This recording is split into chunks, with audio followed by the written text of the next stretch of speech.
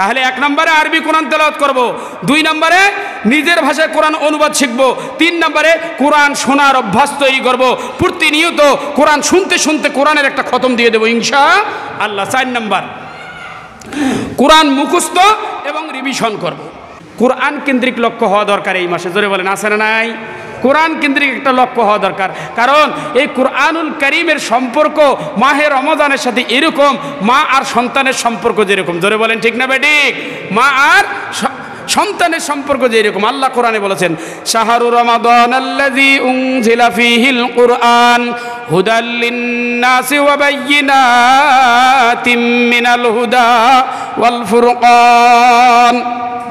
আমি এই মহাগ্রন্থ আল কোরআনুল কারীমকে রমজান মাসে কি করেছি?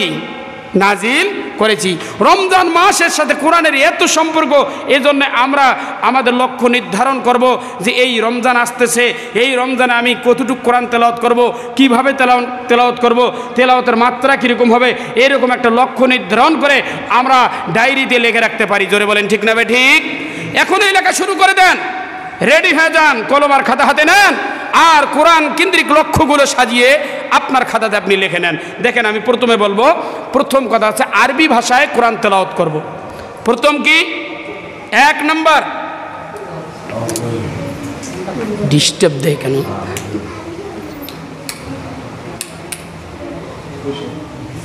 প্রিয় মুসলিম ভাইরা, প্রথম হচ্ছে কোরআন কেন্দ্রিক আমাদের লক্ষ্য হবে সর্বপ্রথম আরবি ভাষায় কোরআন তেলাওয়াত করা, অর্থাৎ যেই ভাষায় কোরআন কি হয়েছে? নাজিল হয়েছে। যেই ভাষায় কোরআন নাজিল হয়েছে ওই ভাষায় আমরা কোরআন তেলাওয়াত করব। বুঝি আর না বুঝি, বুঝতে পারি আর না পড়ি, আরবি ভাষায় কোরআন তেলাওয়াত করব। কোরআন তেলাওয়াতের ফজিলত আছে না নাই? জোরে বলেন আছে না নাই? কোরআন তেলাওয়াতের ফজিলত আছে। এই নেকি নিয়ে আমি আলোচনা করার সময় সুযোগ পাবো না, তবে একটা কথা বলি, আল্লাহ রাসূলের একটা হাদিস আমি এর আগেও কয়েকবার বলেছি। আল্লাহ রাসূল সাল্লাল্লাহু আলাইহি সাল্লাম বলেছেন যে দেখেন, নামাজের ভিতরে কোরআন তেলাওয়াত করা এত উত্তম, নামাজের বাহিরে কোরআন তেলাওয়াতের চেয়ে অধিক উত্তম। আর নামাজের বাহিরে সাধারণত কোরআন তেলাওয়াত করা জিকির আজকার করা থেকে উত্তম। আর সকল জিকির আজকার সাদাকা থেকে উত্তম, আর সকল সাদাকাগুলো সিয়াম, নফল সিয়াম থেকে উত্তম। জোরে কোন সুবহানাল্লাহ। দেখেন, নফল রোজার থেকে উত্তম কি ইবাদত? সাদাকা করা। আর সাদাকার থেকে উত্তম কি ইবাদত? জিকির করা। আর জিকিরের থেকে উত্তম কি ইবাদত? নামাজের বাইরে কোরআন তেলাওয়াত করা। আর নামাজের বাইরে কোরআন তেলাওয়াতের থেকে উত্তম হলো নামাজের ভিতরে কোরআন তেলাওয়াত করা। জোরে বলেন কে বলেছে? কে বলেছেন? আল্লাহর রাসূল বলেছেন। এত গুরুত্বপূর্ণ একটি ইবাদত, এজন্য আমরা প্রতিদিন কত পারা পড়ব, 1 পারা পড়ব না হাফ পারা পড়ব না 2 পারা পড়ব, এরকম একটা শিডিউল সাজিয়ে নেব যে আমরা আরবিতে কোরআন তেলাওয়াত করব। জোরে বলেন ঠিক না ঠিক? এটা লিখে রাখেন যে আমি এই রমজানে পড়তে হয় 1 পারা করে কোরআনুল কারীম আরবি ভাষায় তেলাওয়াত করব। নাম্বার 2, নিজের ভাষায় কোরআন অনুবাদ করা। নিজের ভাষায় কি করা? কোরআন অনুবাদ করা। আমি যে বাঙালি, এই কোরআন যে আমি বুঝি না, কিন্তু আল্লাহ পাকের কাছে লাখো কোটি শুকরিয়া, আমাদের অনেক ওলামায়ে হাজরাত এই আরবি ভাষাকে আমাদের মায়ের ভাষায় অনুবাদ করে দিয়েছেন। দেন কি দেন নাই? জোরে বলেন দিছেন কি দিছেন না? এই কপিগুলো, এই ভলিউমগুলো এখন অহরহর সফটে পাওয়া যায়। আমাদের মসজিদেও কিছু ভলিউম আছে, আমার কাছে চাইলেও কিছু ভলিউম আমি সরবরাহ করতে পারি। আপনি বাজারে যাইয়া আপনার মাতৃভাষায়, নিজের ভাষায় কোরআনুল কারীমের ভলিউম কিনে নিতে পারেন। তাহলে প্রতিদিন আপনি কি করবেন? অনুবাদ পড়বেন। কমপক্ষে যখন আপনি অনুবাদ পড়বেন কি হবে জানেন? কোরআনের কথাগুলো, আল্লাহর কথাগুলো আপনার হৃদয়ের ভিতরে আন্দোলিত হবে, আপনি বুঝতে সক্ষম হবেন। আপনার ভিতরে একটা এরকম আল্লাহর প্রতি বিশ্বাস এমনভাবে জন্মগ্রহণ করবে যে হ্যাঁ, আল্লাহ সুবহানাহু ওয়া তাআলা যে মহাপরাক্রমশালী, আল্লাহ পাক রব্বুল আলামিন যে ওয়াহদাহু লা শারীকা লাহু, আমার যে ঈমানের ভিতরে যে দুর্বলতা আছে এই দুর্বলতাগুলো কেটে যাবে। আমার অন্তরের ভিতরে যে জং আছে জংগুলো দূর হয়ে যাবে। আমি একজন খাঁটি ঈমানদার আর মুমিন হতে পারবো। জোরে বলেন ঠিক না ঠিক? এজন্য আমরা 2 নম্বর পদক্ষেপ, আমাদের লক্ষ্যগুলো থাকবে আমি আমার নিজের ভাষায় কোরআন তেলাওয়াত করব। ঠিক আছে তো ভাই? করবো তো ইনশাল্লাহ। 1 নম্বর কোরআন কেন্দ্রিক লক্ষ্য কি বলেছিলাম? আরবি ভাষায় কোরআন তেলাওয়াত করব। 2 নম্বর কি বললাম? জোরে বলেন, জোরে বলেন। মাতৃভাষায় কোরআনের অনুবাদ শিখব। মাতৃভাষায় কোরআনের অনুবাদ শিখব। 3 নম্বর আসেন। 3 নম্বর হচ্ছে তেলাওয়াত শুনবো। তেলাওয়াত কি করব? শুনবো। অনেকে আমরা ভালোভাবে তেলাওয়াত করতে পারি না, ভুলভাল হয়ে যায়, জবান ভারী, কেউ তো অদৌ তেলাওয়াত করতে পারি না। একটা অপশন তোমাদের জন্য বাকি আছে না নাই? জোরে বলেন, অপশন একটা আছে না নাই?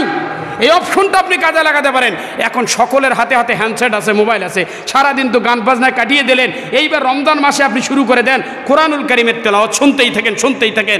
আল্লাহু আকবার। কত সুন্দর সুন্দর কারি আমাদের পৃথিবীতে আছে, এত সুন্দর সুন্দর কারি আছে যাদের লেহান, যাদের কোরআন তেলাওয়াত শুনলে মনে হয় আমি পৃথিবীতে আছি না জান্নাতে আছি, এটা বলাই মুশকিল হয়ে যায়। জোরে বলেন ঠিক না ভাই? ঠিক। এত সুন্দর সুন্দর কারি আছে। আপনি যদি একজন অফিসার হন, আপনি অফিস যাওয়ার সময় যখন আপনি গাড়িতে বসে থাকবেন, কোরআন তেলাওয়াত করতে থাকেন, শুনতে থাকেন। জোরে বলেন ঠিক না ভাই? ঠিক। কোরআন তেলাওয়াত শুনতে থাকেন। আপনি যদি কারো অপেক্ষা করতে থাকেন, সেই অপেক্ষার প্রহর গোনার সময় আপনি কোরআন তেলাওয়াত শুনতে থাকেন। আপনি যদি কাজের ফাঁকে একটু অবসর পান, সেইখানে আপনি কোরআন তেলাওয়াত শুনতে থাকেন। আরে ভাই, আপনি এবার মিশনটা চালু করেন তো, শোনায় একটা খতম দিয়ে দেন। সুবহানাল্লাহ। শোনার একটা খতম দেন, তেলাওয়াতের খতম তো দিবেন, আপনি এবার কোরআন তেলাওয়াত শোনার একটা খতম দেন। আপনি নিয়মিত কোরআন তেলাওয়াত শুনতে পারবেন। সূরা বাকারা থেকে, সূরা ফাতিহা থেকে, সূরা নাস পর্যন্ত পুরো কোরআন ধারাবাহিকভাবে রমজানের শুরু থেকে কিন্তু সারা শুরু হবে। বিভিন্ন ইউটিউবাররা, বিভিন্ন হুফাজি ইকরামেরা তারা প্রতিদিন এক পারা করে কোরআন তেলাওয়াত ছাড়বে কি ছাড়বে না ইউটিউবের ভিতরে? আপনারা এগুলো ফলো করেন, এগুলোকে আপনারা কি করেন? কমেন্ট করেন, লাইক করেন এবং কি করেন? সাবস্ক্রাইব করে রাখেন। যদি আপনারা এগুলো করে রাখতে পারেন, তাহলে প্রতিদিন এক পারা করে কোরআন তেলাওয়াত আপনি শুনতে পারবেন। আর আপনার শোনার একটা খতম হবে। পড়ার যেই খতম পড়লে আপনি সব পাবেন, শোনার খতম করলেও আপনাকে আল্লাহ পাক রব্বুল আলামিন একই সব দান করবে। জোরে কোন সুবহানাল্লাহ। করা যায় কি যায় না? তাহলে 1 নম্বরে আরবি কোরআন তেলাওয়াত করব, 2 নম্বরে নিজের ভাষায় কোরআন অনুবাদ শিখব, 3 নম্বরে কোরআন শোনার অভ্যাস তৈরি করব, প্রতিনিয়ত কোরআন শুনতে শুনতে কোরআনের একটা খতম দিয়ে দেবো ইনশাআল্লাহ। 4 নম্বর কোরআন মুখস্থ এবং রিভিশন করব। এই রমজানকে আমরা আমাদের একটা কাজে লাগাবো, যে প্রতিদিন দৈনন্দিন, ভাই তাকান আমার দিকে, খুবই গুরুত্বপূর্ণ। জীবনে দেখেন, জীবনে কত কিছু আপনি মুখস্থ করেছেন, কত হিসাব মুখস্থ করেছেন, কত কিছু জানা আছে আপনার। এই যে গরুর হাট যদি আপনি যান, এদের যে ভাষা আর এদের ডায়লগ আমরা তো বুঝতেই পারি না। জোরে বলেন ঠিক না বেটি? কি করছে এটা? ভাষা বাংলাও নয়, ইংরেজিও নয়, আরবিও নয়, ওদের একটা নিজস্ব ভাষা তৈরি হয়ে গেছে। আপনি প্রতিদিন কোরআনের 2টা আয়াত হলে মুখস্থ করা শেখেন। বিশেষ করে যারা আওয়াম জনসাধারণ আছে, আপনারা এইবার মিশনটা হাতে নেন তো, যে আমি সূরা নাস থেকে সূরা ফিল পর্যন্ত 10টা সূরা এই মাহে রমাদানুল মুবারক আমি মুখস্থ করব। করা যায় কি যায় না? করা যায় কি যায় না? এর নাম ওয়াজ। এটাকে ওয়াজ বলা হয় ভাই। এই মিশনটা আপনি চালু করেন, মুখস্থ আর রিভিশন। অনেকের আমাদের মুখস্থ আছে, অনেক আগে মুখস্থ করেছি, কিন্তু ওই সূরাগুলো এখন ভুল হয়, মাঝে মাঝে মুসাব্বা হয়ে যায়। কোন আয়াতের পর কোন আয়াত নামাজ পড়তে আসলে যে দেখা যায় যে ওই সূরা দিয়ে নামাজ পড়াইতে পারতেছি না। কেন পারতেছি না? আমার কিছুটা ভুল হয়। বিশেষ করে হুফাজ ইকরাম যারা আছেন, আমি তাদেরকে বলবো এই মাহে রমজানকে আপনারা রিভিশনের মাস বানাই দেন। আপনারা এটাকে কি করেন? পুনঃমুখস্থ করার একটা চেষ্টা চালিয়ে যান। তাহলে আমরা কোরআন কেন্দ্রিক আমাদের লক্ষ্য থাকবে, সর্বপ্রথম আরবি ভাষায় কোরআন তেলাওয়াত করব, 2 নম্বর নিজের ভাষায় অনুবাদ শিখব, 3 নম্বর কোরআন শুনতেই থাকব, 4 নম্বর মুখস্থ করব কিছু হলেও এবং রিভিশন দেব। ইনশাআল্লাহ করব তো?